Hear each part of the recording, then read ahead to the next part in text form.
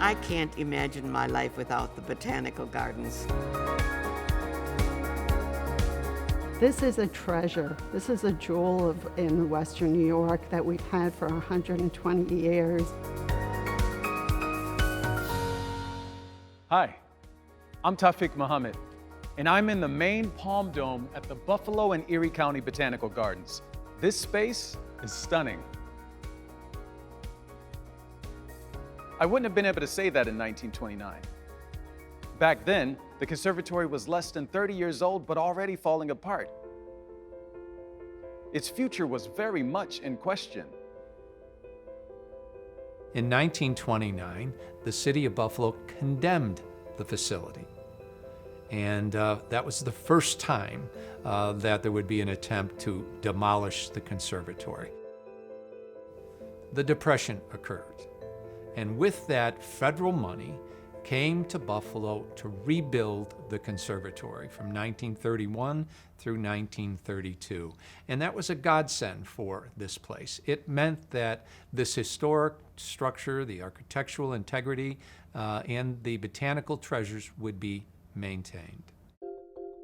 Buffalo brought back the original designers to rebuild the conservatory. When Lord and Burnham came again in the 1930s, technology had changed. And they were able to add stronger materials, better coatings, better glass. The new design used aluminum to ensure that the integrity of this structure had the strength to survive in this climate. And it did. The 40s and 50s were good years for the gardens, but by the late 60s, history began to repeat itself. Buffalo was a Rust Belt city whose economy was suffering. So many cultural assets in the region felt the pinch, including the gardens. The financial situation at the time in Buffalo was very dire. They were having a hard time paying the policemen, paying the firemen. Places like the Botanical Gardens were, again, not maintained properly. This was part of the roller coaster ride that the Botanical Gardens, throughout its history, has experienced. So clearly this is the desert house. Yes, it is the desert house. It's loaded with thousands of plants, cacti, and succulents from around the world. And you know, it's not the only reason why this house is famous. In the blizzard of 1977, the structure was demolished because of the weight of the snow and the wind. For the second time in its history, it really encouraged the city of Buffalo to think about maybe we need to demolish this structure. This is when the public really got involved, including one woman who was determined to save it. Florence DaLuiso-Zoll, who literally lived right here in South Park Avenue, put together the Botanical Garden Society, a group of supporters who pressured local leaders to save the facility and begin to repair it. And that group of people really hustled. They really put a lot of pressure on political people to make sure that this place survived. The County of Erie stepped up in 1981 and proposed to the city of Buffalo, don't demolish this. The County of Erie will purchase the conservatory. How much did the county have to fork over? Just $1. The Botanical Garden Society lobbied to have the gardens recognized as a National Historic Landmark.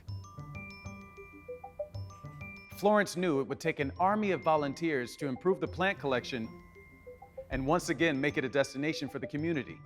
Well, the reason I came was because Florence DaLuiso, at the district meeting for all the garden clubs of Western New York, would invite us to come to the Botanical Gardens, and she was looking for volunteers to become docents.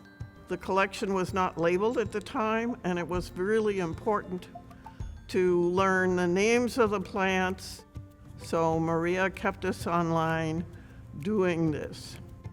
We, as docents, developed several different lesson plans that would interest different audiences. My father ended up volunteering. My husband and I came and volunteered, and then when I started having children, my two children came here. For me, growing up, my parents were both, and still are, very big supporters and believers in the natural world.